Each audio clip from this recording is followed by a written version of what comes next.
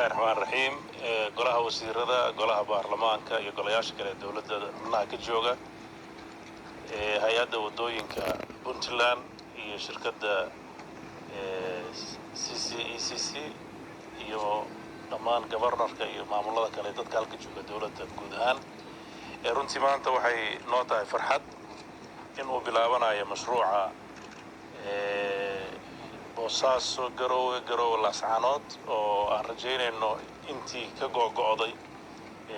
in lagu samayn doono dayactir mug weyn oo aan rajaynayno in ay wadadu ay maaragtay sidii si ku dhow ay ku soo noqoto sida rajada ka qabno runtii mashruucaas waa mashaariicda sida la sheegay waxa uu noqon maayo halbowlayaasha oo ah dhaqaalaha dalka kaabayaasha ugu muhiimsanna ah waxa kale oo ogtihiin wadadii garowe gaalkacayo iyadana dabcan heerkan ka hooseeya ayay joogtaa oo ku saabsan gabi ahaan inay meesha ka baxdayba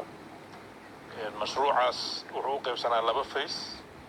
fayska koowaad oo hore u socday oo hakadka galay oo ilaa iyo jalam xarfa ahaa waxaan rajaynaynaa isagana inuu si dhaqso u bilowdo waxa kale oo jira mashruuc isna galow jaram ah inta kale taa marka EU-da iyo African Development Bank ayaa labadaba bixin doona kharashaadkooda waxaan rajaynaynaa dhawaan inta uu sanadkan dhammaan in tandarkiisna uu bixi doono middan kale aan sheegnay hay'ado ilaa hadda gacan naga siiyay weli ma jiraan waxa uu ilaa hadda loo hayaa lacag dawladda Imaaraadka ku deeqday oo 2 milyan iyo dalka China aan ka rajaynayno inay qayb ka qaataan iyo dawladda Puntland dabcan waa isku tashi dawladda Puntland ay qaadatay cid kasta oo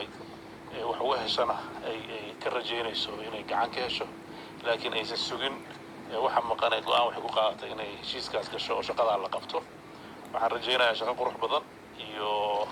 hay'adda wadooyinka iyo wasaaradda howlaha guudna ay la socon doonaan habka shaqada habsami socodka shaqadu socon doonto waxaan rajaynaynaa in howlahan ay guul loogu dhamaadaan aad baad u mahadsantihiin wassalaamu calaykum